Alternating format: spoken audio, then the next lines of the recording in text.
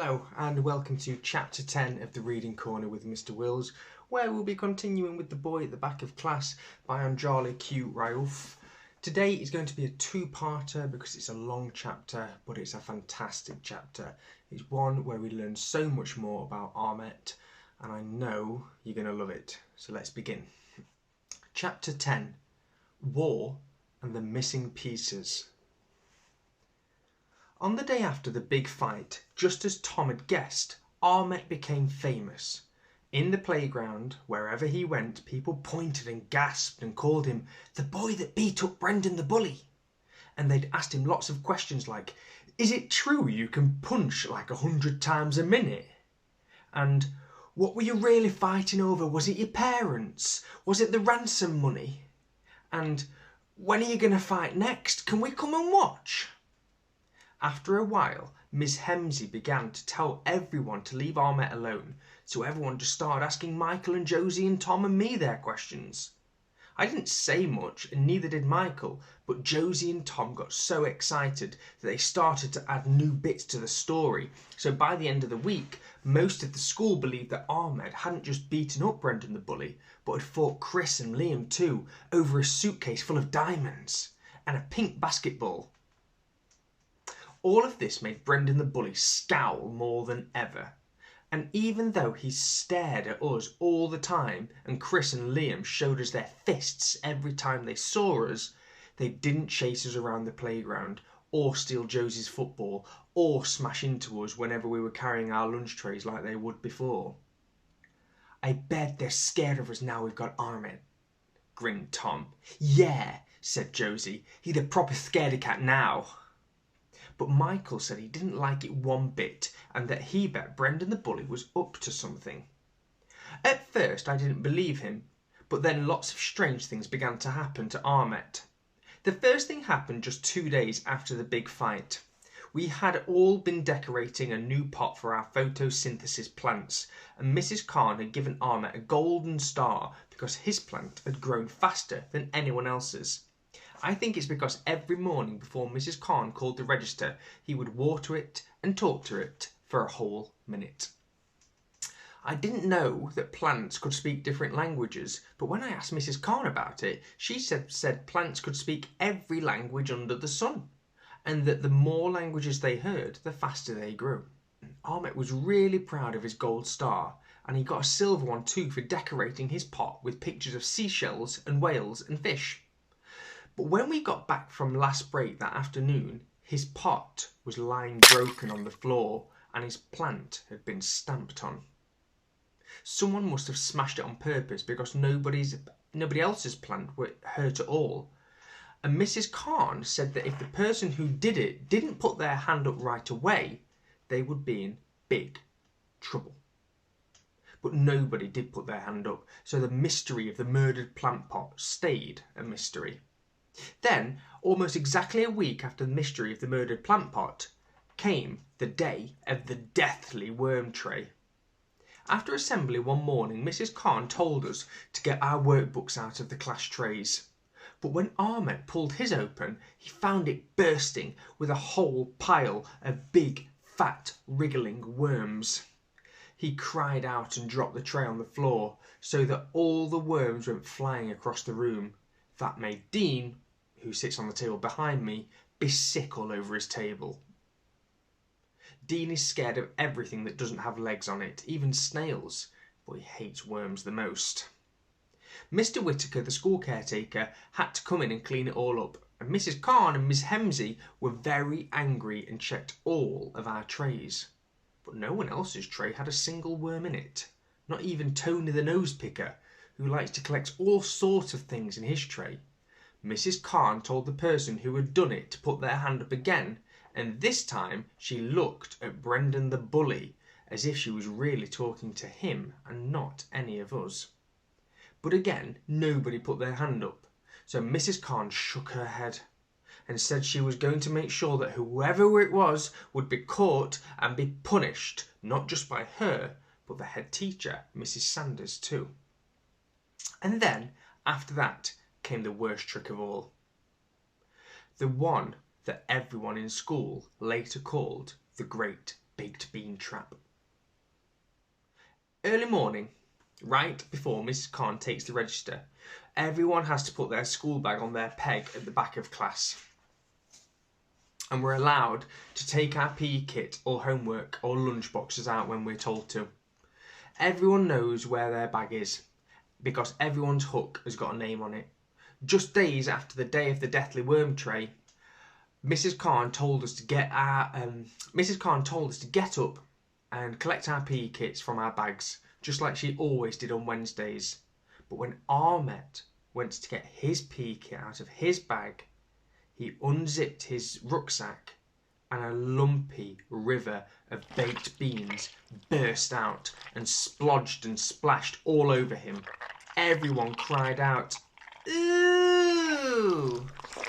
and then instantly fell silent. Mrs. Khan was so angry when no one put their hand up that she cancelled PE. And Mrs. Sanders came and told us all off, every single one of us. It was horrible, especially because Ahmet started to cry when he saw what had happened to his PE kit and his bag. I think that everyone knew it was Brendan the bully that had done this, but no one could prove it, not even Mrs. Khan. After that day, the door of the classroom was locked every break time and at lunchtime, which stopped anything else happening to Ahmet's things. But I wanted more than anything for Brendan the bully to be caught and prove that he was a criminal. So Michael brought his granddad's magnifying glass in and we searched for clues, but we didn't find a single one, not even in the bins. Ahmet was more upset about the great baked bean bag trap than any of the other things. And though Miss Hemsey washed his rucksack with lots of washing up liquid, it looked even worse than before and smelled strange too. But Ahmet still brought it into school every single day. I wanted to know why he didn't get a new one or why Miss Hemsey kept saying that it looked fine when it didn't. And then, just 2 days after the great beanbag trap, I found out. We had just put our books away and were getting ready for story time, just like we always did on Fridays, when Mrs. Khan had a surprise announcement. "Now everyone," she said, "this is our last afternoon before we break up for half-term holidays. And I wanted to end with a treat. Instead of us reading our story together, we're going to listen to one instead. And this is a very important story because it's being told by someone very special in our class." Looking over at Ahmet and Miss Hemsey, she waved them from where they were to become standing at the front of the class. I didn't know it just then, but I was about to have nearly all of my 11 questions answered. We all turned round to watch Miss Hemsey, who picked up a large pile of papers from the table and followed Ahmet to the front of the class. "I want everyone to listen carefully, and I don't want anyone asking any questions until Ahmet has finished. Is that understood?" "Yes, Miss Khan," said the whole class. "Good." And leaning against her desk, Mrs. Khan smiled and said, "Ahmet?" Everyone shuffled in their chairs and sat up straight, waiting for Ahmet to speak. I wondered if he was going to tell the story in English or in Kurdish, but I was so excited I didn't care. "Hello. My name is Ahmet. I am 9 years old. I am a refugee and I come from Syria." As he said this, he pointed to Miss Hemsey, who held up a drawing showing a house and a tree and a car in front of some mountains, and in the front of the car were people labelled me, Mum, Dad, and Sister, and Cat. This was the drawing. I was surprised. I'd never thought about Ahmet having a brother or a sister. I thought he was like me and didn't have any. His sister wasn't at our school. In the picture, she looked smaller than him, so maybe she was at nursery. "But in Syria, we have big war," said Ahmet, and he pointed to Miss Hemsey again, who held up another picture, and this one showed buildings on fire, and bombs dropping from planes, and lots of people lying on the ground, and others holding guns. Josie stopped chewing her hair and looked at me and then looked back at the drawing. And from behind I heard someone whisper, "Whoa, he's seen a real bomb and a real gun."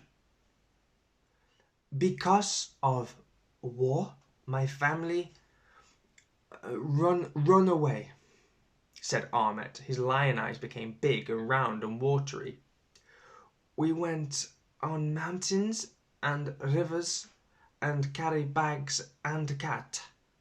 This time Miss Hemsley held up a picture showing a family crossing the mountains and rivers, and in the sky birds that were crying.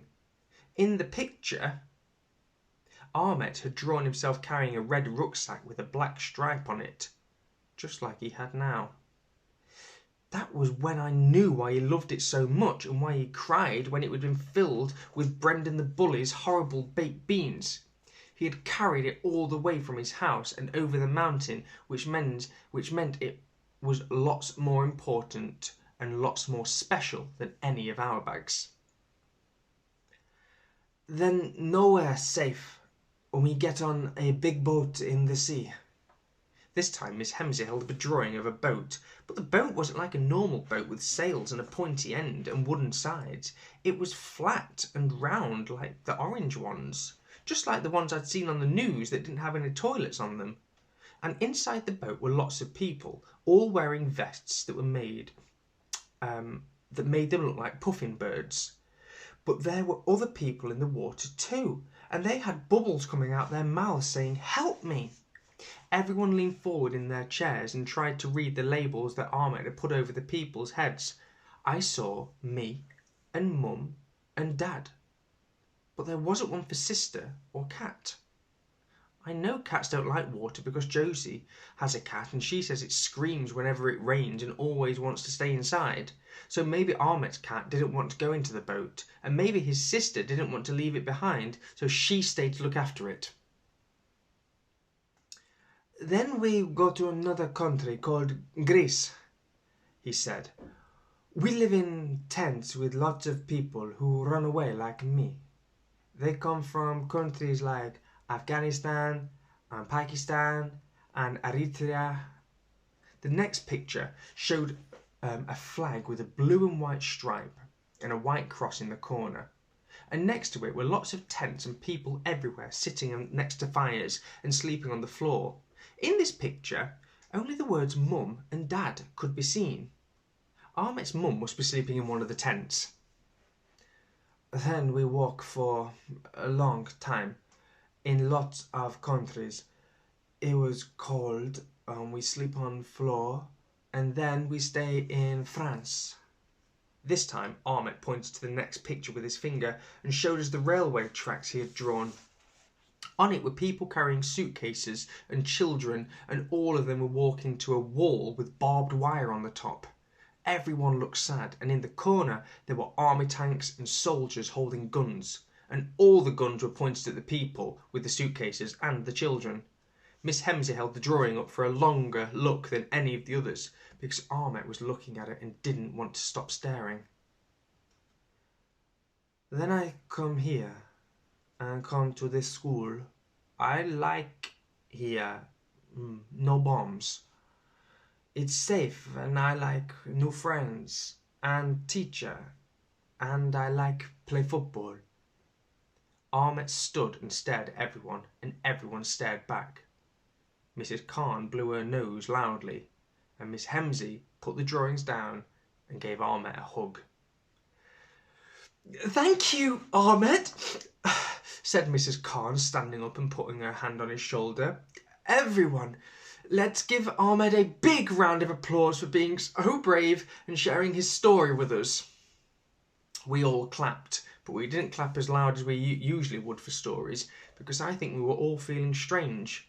I don't think any of us had ever heard a story like it before. And as sad and as scary as it was even sadder and scarier because it wasn't just a made-up one. It was real. Ahmet had survived everything in the pictures that he had shown us. Knowing that made me feel sorry and proud and scared for him all at once. But most of all, it made me want to tell him he was definitely the bravest person I knew.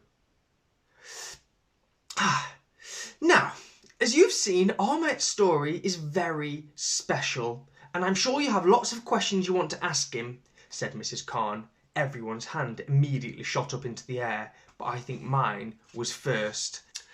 That's wonderful, smiled Mrs. Khan, as she signals us to put our hands back down. But Ahmet is still learning English, so we're only going to ask him 3 questions, and I'd like you to write them 1 question down on a piece of paper, and we'll collect it in and pick them at random.